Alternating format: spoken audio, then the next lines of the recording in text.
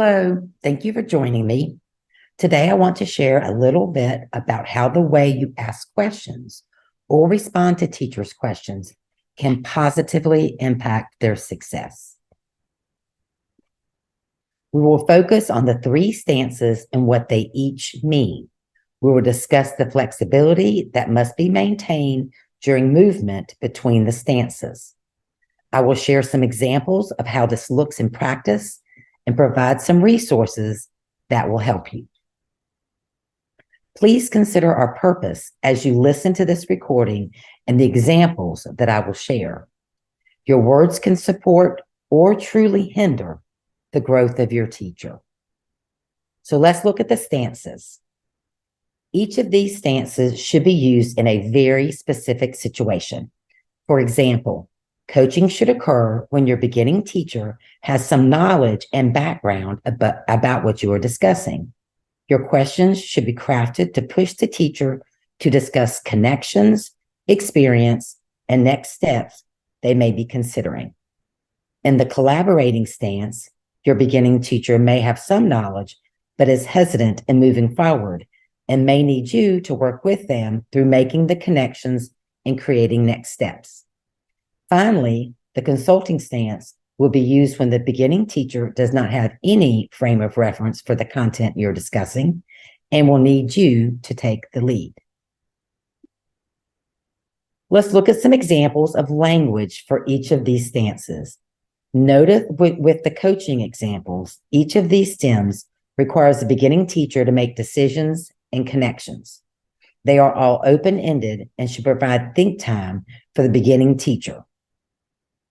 When in the collaborating stance, you should use language that includes less me and I and more us and we. The idea is to work side by side to identify next steps. Finally, when the beginning teacher has no background knowledge and is struggling to make sense out of what is happening, consulting language can provide the information that is lacking without coming across as directive. Consulting language always ends in the beginning teacher being able to make a choice. So let's talk about flexibility.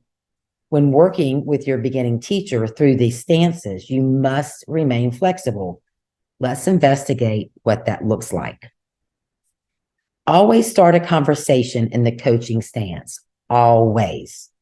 Ask open-ended questions that will help you identify if the beginning teacher has the knowledge and skills to move practice forward with only your supportive questions. If you find this is not true, you may need to move into the collaborating stance and work together to solve the issue. If that does not work, you may need to use a consulting stance to provide the background knowledge so they can then choose the next step to complete with your support. Anytime you can move forward or backward in the stances based on the need of the beginning teacher. Never assume you need to start in the consulting stance. This could alienate your beginning teacher and damage your relationship.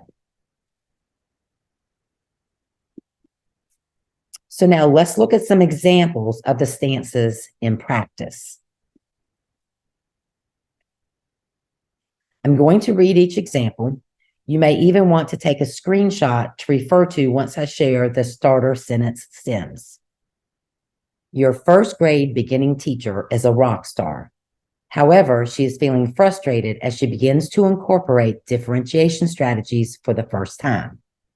She is incorporating strategies into her instruction, but is failing to get consistent results. Her language includes phrases like, "That strategy doesn't work. I can't figure out why." Or "I want to try something new." Because this teacher is a rock star and she's trying new differentiation strategies, I would start in the coaching stance. I might start with, "Tell me exactly what you saw while attempting to use that specific strategy." Depending on the response, you may ask, "What thoughts do you have about why that may have happened?" As long as they continue to have ideas about what is happening and you continue to ask questions that move them towards a solution, you're good. If you notice them struggling and looking to you for assistance, you may need to move to the collaborating stance. So let's look at a collaborating example. Your ninth grade secondary beginning teacher is questioning the effectiveness of his classroom management skills for the first time. When he asks students to work in small groups, he loses them academically and behaviorally. He is struggling to attend to each group's needs, keep them on task, and ensure they are meeting learning goals. He is getting frustrated and he is asking for some help. Oftentimes, when a beginning teacher is becoming frustrated and really do not know what to do next, they will ask you for help. Start with collaborating and see where it goes. Saying things like, let's work together, or offering to co-teach a lesson may be a great option at this point. Brainstorming is a simple way to identify options together without putting your beginning teacher through undue stress. If you have been through the coaching stance, moved into the collaborating stance, and your beginning teacher is still struggling and is becoming frustrated, you may need to go into the consulting stance. Here is an example. During a meeting with your 7th grade ELA beginning teacher, Cindy, she identifies a need to focus more attention on a particular skill area for students who are struggling. You notice that none of the ideas focus on grouping or differentiated instruction. The team has identified that this needs to happen, but the teacher has no idea how to start. How might you begin your conversation? Because this has been identified as an expectation and the teacher is not aware of how to make this happen, the consulting stance is your best option. Your response could begin like any of these. Notice you are sharing content, but not telling them what they must do. The last quote lists a few options which will allow your beginning teacher to choose one and feel ownership in next steps.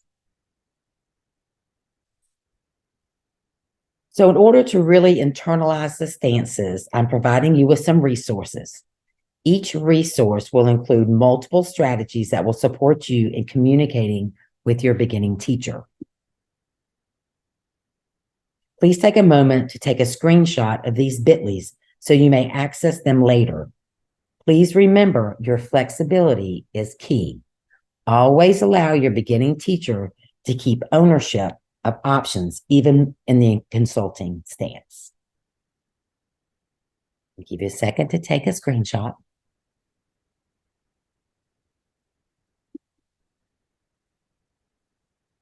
If you have any additional mentoring needs, feel free to contact Dr. Amy Wagner with her email there on the screen. You may also contact me, Tracy Edwards, with my email there on the screen, and we can both help you work through some ideas or provide further support around coaching, if that's what you desire. I want to provide you just with a little overview of some additional opportunities that you might want to consider for your mentors specifically. Coaching versus mentoring is a short PD that you might be interested in. Star Power, also not super long. Supportive interaction is actually a day and a half, so a little bit more in-depth information there. And then a new one just coming out, Frosting Conversation to put beginning teachers on top, is also something that you might want to consider.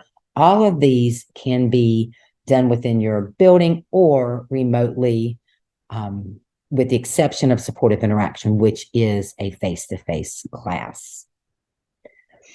All right, last but not least, I invite you to follow the Beginning Teacher Development and Support team on all the social media sites. You have them in front of you. Thanks for joining us, and I hope that you have a great rest of your day.